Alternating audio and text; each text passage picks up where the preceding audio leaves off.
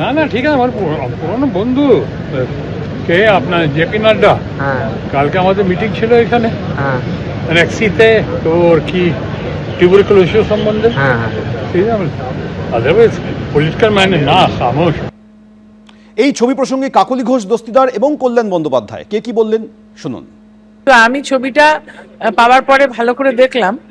একটা হয়তো ক্যান্টিনে হতে পারে, কিন্তু আর একটা হচ্ছে অ্যানেক্সিতে, এবং হয়তো ওনারা কোনো পরিকল্পনা করছেন, সেটার সঙ্গে আমাদের কোনো যোগাযোগ নেই।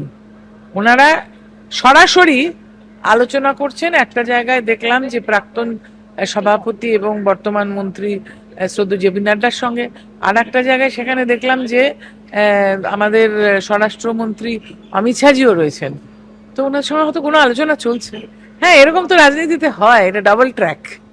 এ খেতেই পারে, খাওয়া দাওয়া করলেই তো অন্য কিছু অসুবিধা নেই।